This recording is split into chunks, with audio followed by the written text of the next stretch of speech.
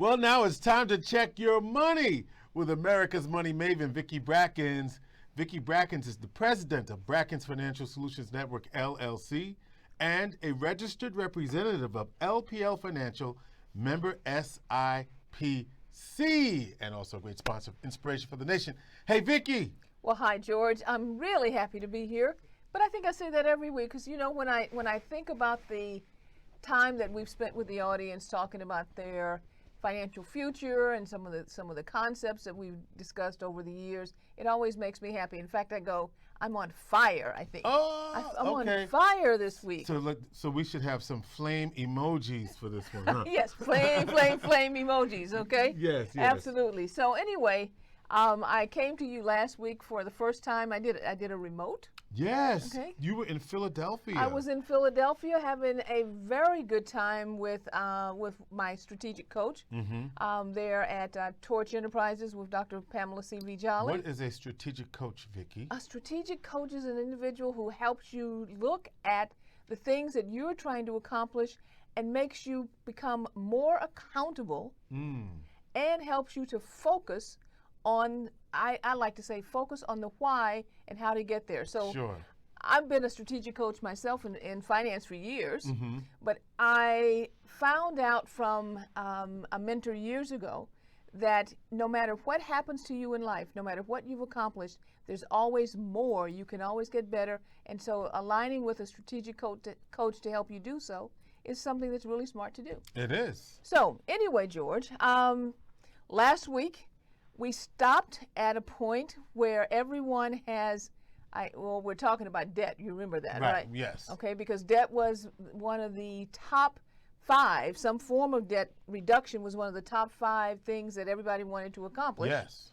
And we for this year, 2020. Yeah. And we went through all of our chart. And I know that everyone has completed their chart. Right. But there's one additional column that we're going to add this week. Okay. So I'm going to go through those columns that you should have, which in the chart, because we wanted to get organized. Sure. We needed to get organized around what we were going to do as far as debt reduction. Yes. So I said, okay, first thing, go find all the bills. Open up the mail. Open up the mail. Let's get busy. Okay, Some right. things are online because if you can pay online, Exactly. you got to know where everything is. Really identify who do you owe money to. Who do you owe? Second thing, how much do you owe? How much do you owe? Third thing being, what's the interest rate that you're paying? What's the interest rate? Fourth thing being, what's the minimum payment? What's the minimum payment? Fifth thing, if you have a timed payment like a mortgage or a car note that goes from 1 to 5 years or 1 to 30 years, make sure you record that in your chart. The sixth thing that I want you to put into the chart is your goal. Your goal. Here's what I mean by your goal, because this is about paying it off. What is your goal? When do you want this paid off? Because if we're just saying we're going to pay off debt, that doesn't really give us a focus. I want to make sure that we all have a focus so that we can look at the math around how we're going to accomplish paying off the debt. So you should have those 6 columns now. Yep. So that we can start strategically looking at what's the first step. So what do you think the first step should be, George? What the first step should be? Starting a plan. Okay, starting a plan. All right. Making a plan. Making a plan. Okay, so the first step. Adding it up. Thank you. How much do I owe? Oh, right. Add it up. All right, so now when we come down to the bottom, It took me a minute. Thank you, George. Okay. How much do we really owe? Okay. Right. Because that cumulative number, most of us haven't looked at. We know that I have a Sears card now, $2,000 or $3,000 here, and I have have a Macy's card over here, and then I have my mortgage. But what's the total? Yeah. Because seeing that total really will bring focus into the energy and the commitment that's going to be necessary to pay off this goal. Sure. All right. Now, I want you to separate those debts that have timed payment, like the mortgage and the car. Move those aside. Move those aside. What we're going to tackle first is going to be the consumer debt, the credit card debt. You will continue to pay your mortgage. Understand me. You will continue to pay your mortgage. You will continue to pay the car note. But let's look at what's going on with the consumer debt, that revolving debt, and how we can tackle that. What's the goal around reducing that? So on each line, Yep. you should have written by now, what's the goal that I want to pay this off? So you mean a date buy? A date buy. Okay. A date buy. So I have a Macy's bill. I have a Macy's account. I owe $500 on that Macy's account. I want to have that paid off by June of 2020. Okay. A very specific date. Very specific date. Okay. All right. Date everything. Now, when you do this, I heard a great quote the other day, and I'm going to repeat it, and I'm going to give the author credit, okay, who was Bill Gates.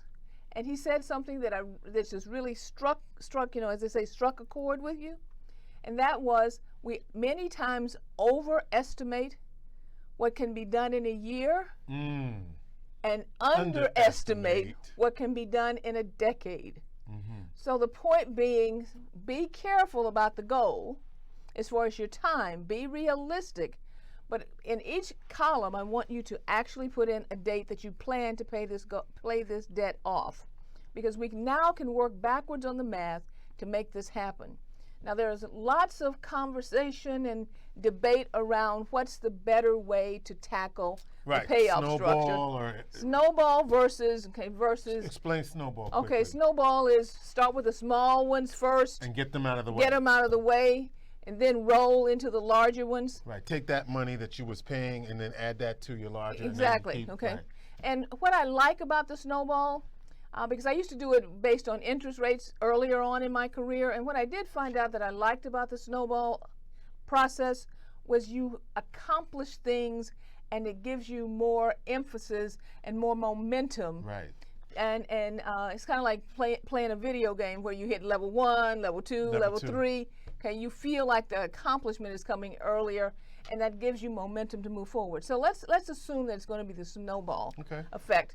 Look at the smaller. Oh, I had to say this one thing. Every bill must be paid. Okay? Oh, you just need to reiterate. Right. Every bill must be paid. So even though we're trying to accelerate one or another, it doesn't mean stop paying the minimums necessary to keep your credit rating. Right, because that's the other strategy, right? You're paying one down while paying the minimum. Exactly, paying the minimums on the others. And then once that's done, you can snowball again. Exactly, okay, but every bill must be paid. All right. So look at the bill, look at the balances, find those smaller ones that you can knock off in a hurry. And if you have department store cards, that's really important to get those out of the way, because those tend to be the high interest rates. 25, 26, 28%. So that's why they want you to use their cards. That's what George said.